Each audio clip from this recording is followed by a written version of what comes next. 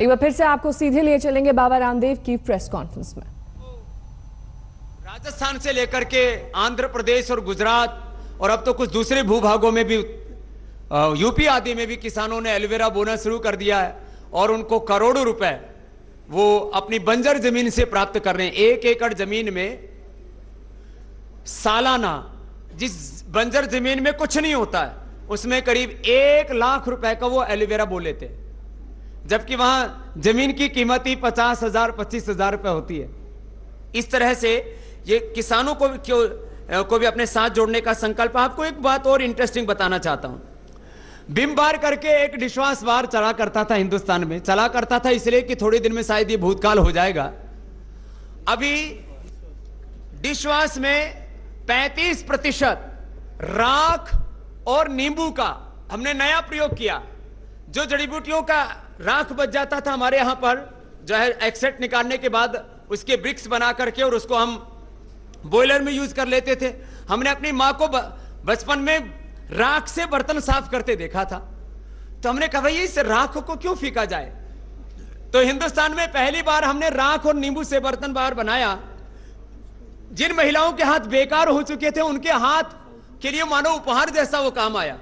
और वो dishwash bar में आज पतंजलि का करीब 35% शेयर हो चुका है और अगले साल हमारा इरादा है कि 60 से 17% शेयर पतंजलि का होगा।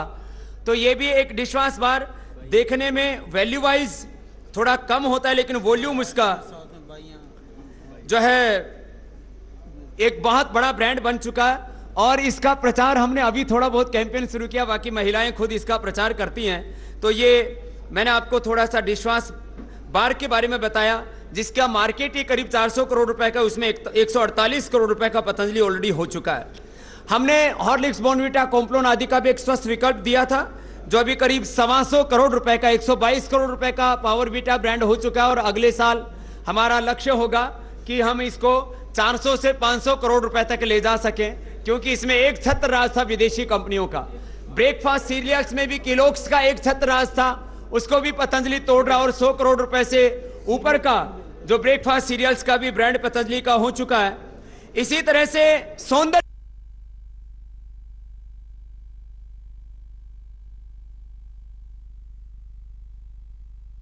पतंजलि का होगा।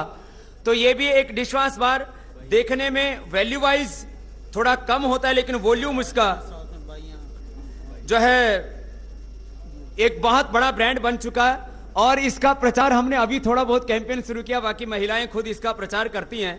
तो ये मैंने आपको थोड़ा सा डिशवाश बार के बारे में बताया, जिसका मार्केट ही करीब 400 करोड़ रुपए का, उसमें 148 करोड़ रुपए का पतंजलि ऑलरेडी हो चुका है।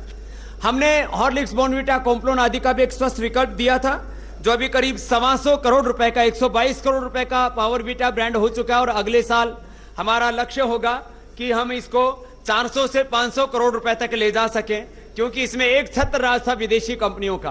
ब्रेकफास्ट सीरियल्स में भी किलोक्स का एक छत्र राज था, उसको भी पतंजलि तोड़ रहा और 100 करोड़ रुपए से ऊपर का जो ब्रेकफास्ट सीरियल्स का भी ब्रांड पतंजलि का हो चुका है। इसी तरह से सौंदर्य प्रसाधनों में विदेशी कंपनियों के क्रीम पाउडर लगा लगा करके लोग बावड़े हो रखे थे। सौंदर्य प्रसाधनों में भी 231 करोड़ रुपए का पतंजलि ने हर्बल जो हमारे कॉस्मेटिक हैं सौंदर्य ब्रांड के नाम से, फेस वॉश की कैटेगरी में तो जो है पतंजलि ने 15 से 20% का शेयर ऑलरेडी ले लिया है और इसमें बहुत तेजी से आगे बढ़ रहा है। ये भी हमारा 228 करोड़ रुपए का ब्रांड हो चुका है ऑलरेडी। इसी तरह से अलग अलग, चाहे वो हर्बल वॉशिंग पाउडर और केक है या और पतंजलि के मैंने कहा करीब 500 ब्रांड्स हैं। मैं सबकी चर्चा करूं तो बहुत लंबा हो जाएगा। मैंने आपको इसलिए बातें बताई कि हिंदुस्तान में एफएमसीजी का मतलब विदेशी कंपनियां हो गया था, टूथपेस्ट का मतलब कोलगेट हो गया था, साबुन का मतलब डोर लक्ष्य हो चुका था।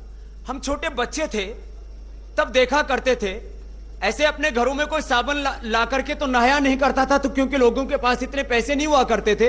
जब किसी गांव में किसी की बारात आती तो वहां पर एक भट्ठे जैसा लक्ष्य साबुन, लाइफ बॉय साबुन ला के रख दिया जाता था इतना हार्ड हुआ करता था, अभी थोड़ा उन्होंने चेंज किया उसका फार्मूलेशन, और ऐड बनाया जाता था, लाइफ बॉय है जहां तंदुरुस्ती है वहां। अरे वो कोई गाय का घी है ये, कोई दूध है, कोई रसगुल्ला है, कोई रबड़ी है? कोई लाइफ बॉय खाएगा तो बच्चा खा लिया तो ऊपर मिलेगा? विदेशी कंपनियों का एकाधिकार था, वो एकाधिकार पतंजलि ने तोड़ा है।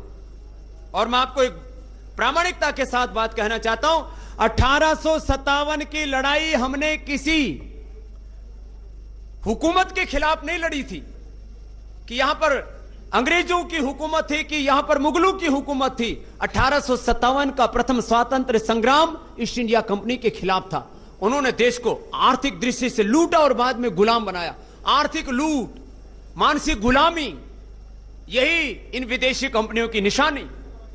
और अभी तक लाखों करोड़ रुपए देश का लूट के ले जा चुकी हैं। करीब 50 लाख करोड़ रुपए की अर्थव्यवस्था पर विदेशी कंपनियों का कब्जा है।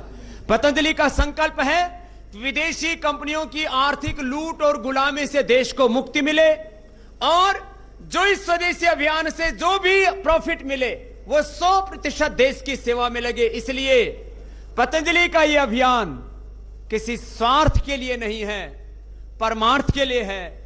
और विदेशी कंपनियां यहां कोई चैरिटी करने के लिए नहीं आई है, मोटा मुनाफा कमाने के लिए आई हैं।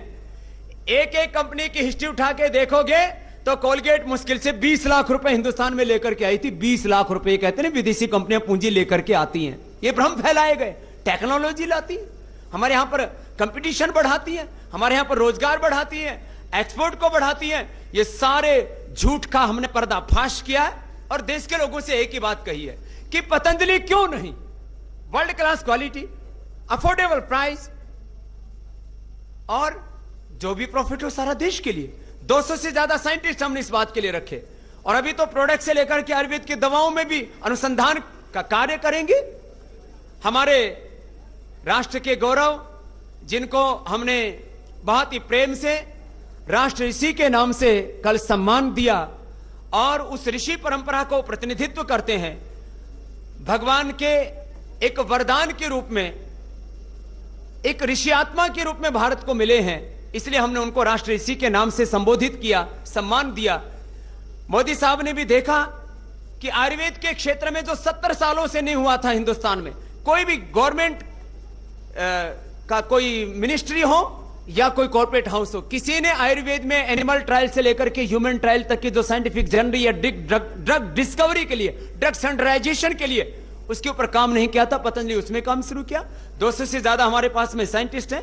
हर प्रोडक्ट के ऊपर साइंटिफिकली रिसर्च होता है, और नए शास्त्रों की संहिताओं की रचना, विश्व भेषज संहिता आदि, निघंटु आदि, एक बड़ा कार्य पतंजलि की ओर से चल रहा है। मैंने ये बातें इसलिए आपके बीच में रखी कि पतंजलि कोई कॉर्पोरेट हाउस नहीं है। पतंजलि 125 करोड़ भारतीयों की कंपनी है। पतंजलि 125 करोड़ भारतीयों का संस्थान है, उनकी संस्था है, उनका संगठन है। और ये पतंजलि इसी गति के साथ आगे प्रगति करता रहेगा।